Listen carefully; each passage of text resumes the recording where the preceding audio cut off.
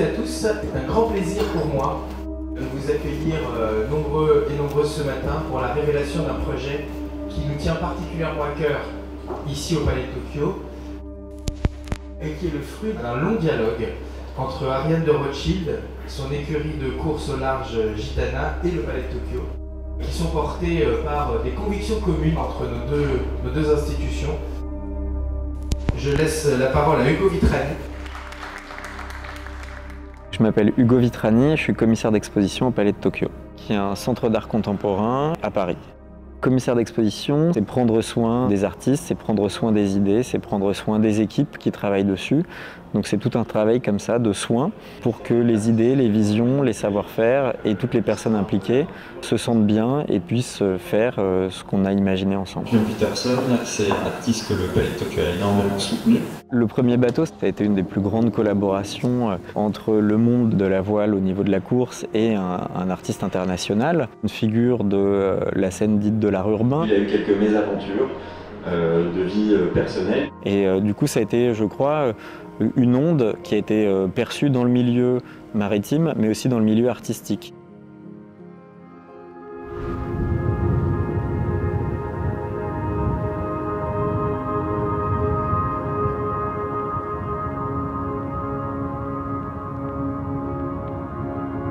C'est vrai qu'on voit le bateau et on dit qu'il est beau et esthétique. Pour moi, c'était quelque chose de beaucoup plus intellectualisé que juste un beau bateau. Ce que je trouvais très intéressant, c'était de reconnecter ces bateaux dans une réalité qui est autre que juste des régates ou un monde assez privilégié. J'avais fait un processus de sélection avec le Palais de Tokyo. Quand j'ai vu les dessins de Cleon, j'étais enthousiaste parce que Cleon traitait beaucoup les sujets de violence urbaine, misère urbaine. Au contraire de dire que c'était un clash entre un monde de la voile et la représentation et le vécu d'ailleurs de Cleon, je trouvais que c'était vraiment magnifique de mêler les deux pour bien montrer que c'est pas un clash mais qu'on peut très bien vivre parfaitement bien ensemble.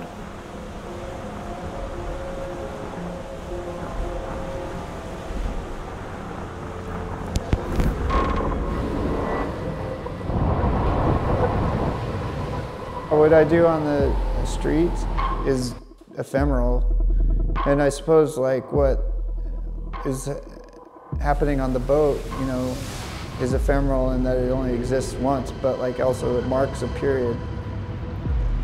And so I created this kind of shorthand, kind of iconographic imagery that like represented what I do.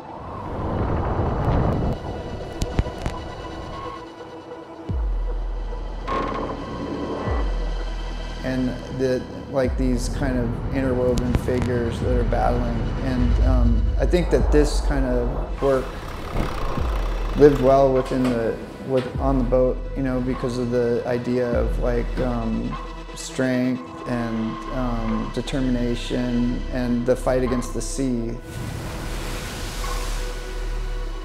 Je suis heureuse de vous confirmer que nous avons pris la décision de mettre en chantier un nouveau Maxi Edmond Rothschild.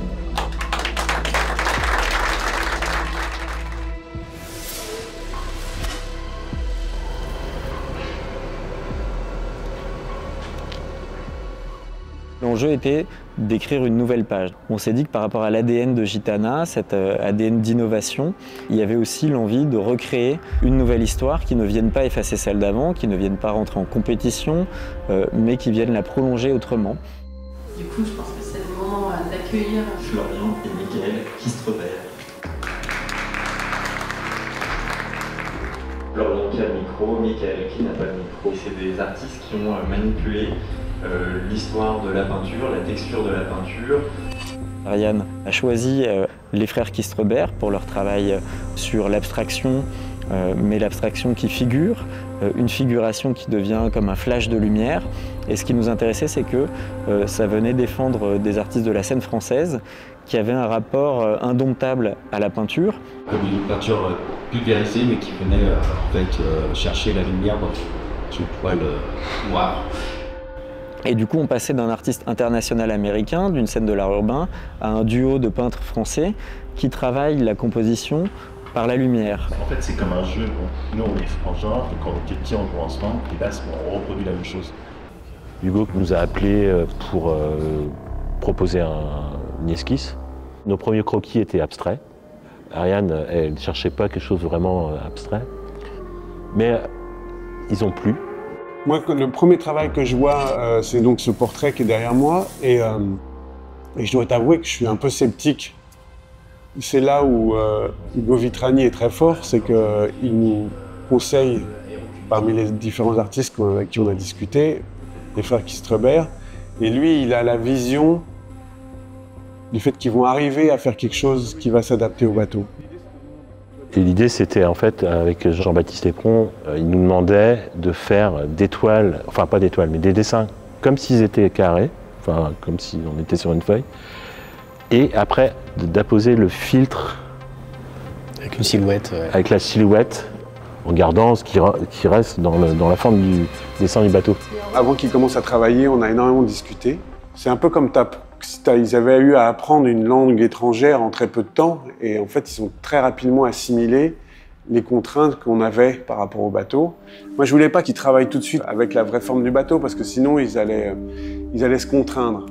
Surtout pas les brider, mais en tout cas, leur expression, elle soit comme s'ils avaient fait ça toute leur vie, et que leur dessin, il soit idéal pour le bateau.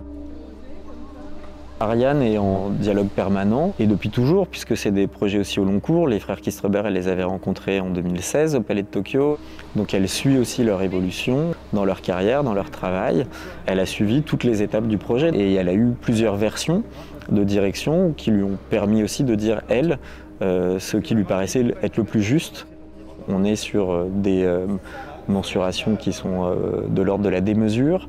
On est sur des enjeux techniques extrêmement précis. C'est un vrai travail collectif qui a nécessité du coup de travailler avec Jean-Baptiste Épron, qui avait déjà travaillé sur le premier bateau avec Léon Peterson. Bien connaître les bateaux, je pense que c'est vraiment un plus, parce qu'un bateau, entre le moment où on le dessine et le moment où on le montre à ceux qui doivent décider, pour qui on le dessine, qu'on propose, qu'on montre, va vivre totalement différent en mer. J'imagine quelles vont être les belles images, quels vont être les beaux mouvements du bateau, et d'arriver à mettre des couleurs, des formes. Mon boulot, c'est de l'habiller, mais d'habiller le plus légèrement possible pour que ce soit pas une verrue dans la nature. J'aime la mer, j'aime son bruit, j'aime son mystère. Ma vie, c'est aussi bien de naviguer que de dessiner des bateaux, essayer de les rendre le plus élégants possible. Ça prend beaucoup d'espace-temps dans mon cerveau. Quand on va dessus, c'est inconfortable, c'est dur, mais on voit aussi des choses qu'on ne voit nulle part ailleurs. Les magnifiques lumières, les magnifiques paysages que tu vois quand tu passes longtemps en mer. Ce côté un peu surhumain du skipper face aux éléments, on veut vraiment le représenter par des déesses, une sorte de déesse du vent, une déesse de la mer, quelque chose de très dynamique.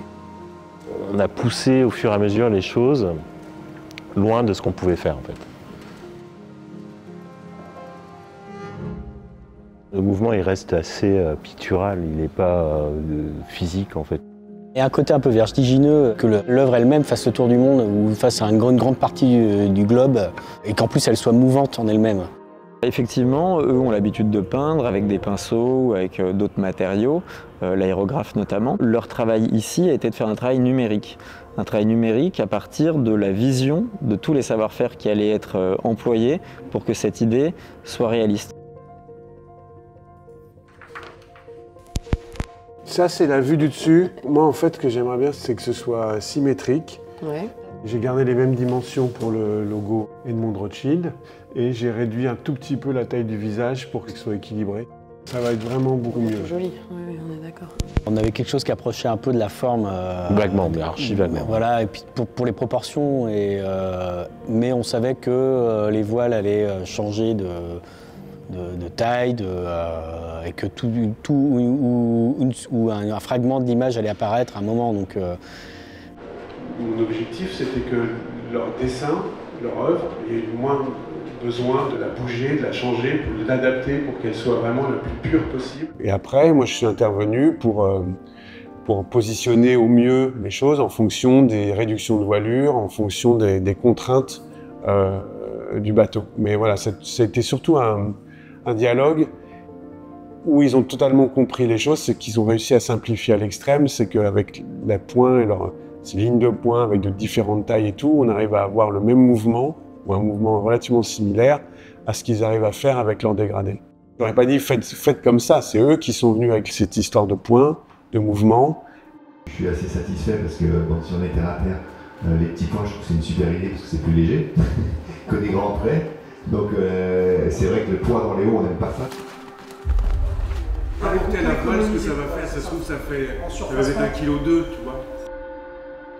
Non mais, ouais, mais c'est pas 700 mètres carrés de pain. Ouais. Les couleurs sont plus sensibles aux UV. On va perdre un petit peu du blanc, c'est sûr aussi. Mais c'est surtout, je pense que c'est le contraste qui va être plus faible parce que le noir va griser.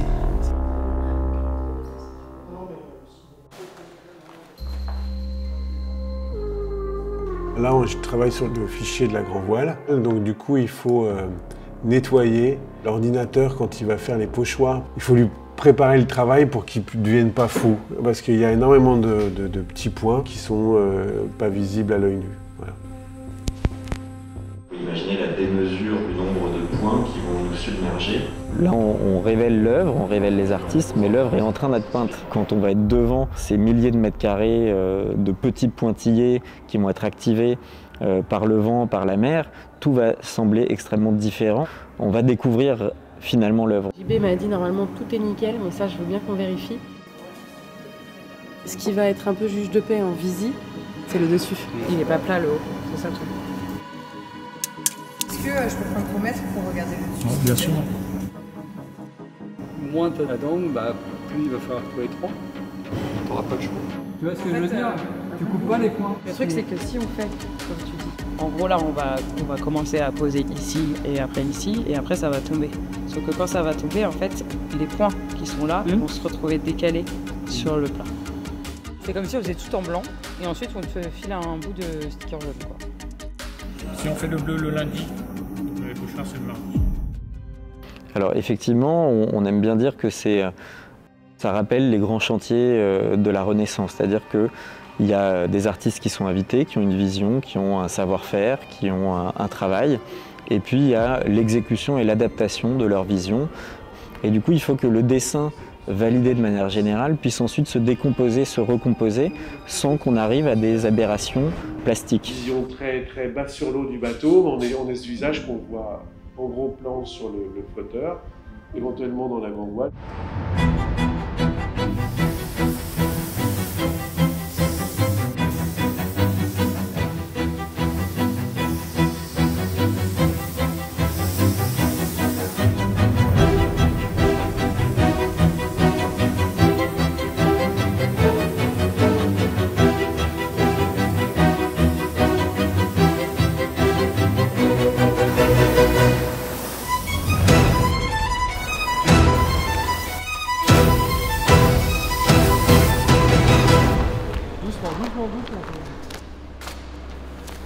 Là, j'y vais là? Oui. Le bateau, c'est un support très particulier. Contrairement à une toile, il va changer de surface. Une toile, dans un musée ou sur un mur, on va contrôler l'éclairage. Un bateau, c'est tout l'inverse. On retouche de bleu, je peux pas. Il va de temps en temps être au contre-jour, il va vivre de jour, de nuit. Donc tout ça implique énormément de contraintes comme ça. qu'il faut intégrer dès le départ pour que l'œuvre vive parfaitement sur le bateau et qu'on ait l'impression qu'elle a été faite pour le bateau.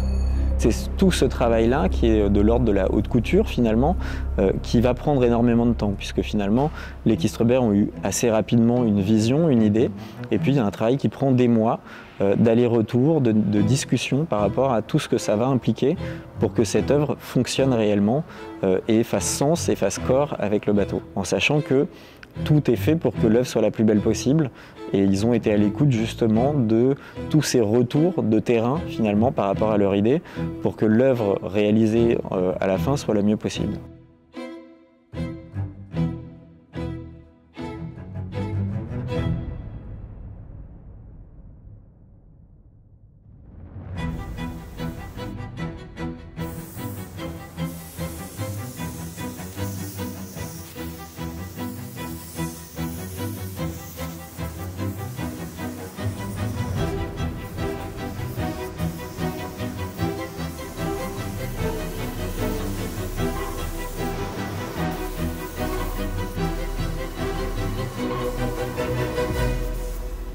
dans la relation à la peinture de Ariane de Rothschild et Gitana. On est passé vraiment d'une peinture qui est un tracé à une peinture qui est une lumière. Le travail d'Equistrebert sur ce rapport cinétique à la peinture, je pense, va profondément marquer l'expérience qu'on aura de ce nouveau bateau. Très énergisant en fait ce genre de projet. Ça parle en plus des éléments, des artistes qui font des expos dans des galeries, dans des centres d'art, et très peu d'art intégré en situation. Comme sur un bâtiment, comme sur quelque chose qui n'est pas classique, et là c'est encore moins classique que sur un bâtiment en fait. Je le trouve magnifique et puis je pense que malgré tout, un beau bateau, enfin, nous on pense que les beaux bateaux ils vont souvent vite, donc c'est de bon augure parce que on ne sait pas encore ses performances, mais en tout cas, vu sa beauté, je pense que ça devrait bien marcher. Donc voilà, j'espère qu'il sera aussi performant qu'il est beau.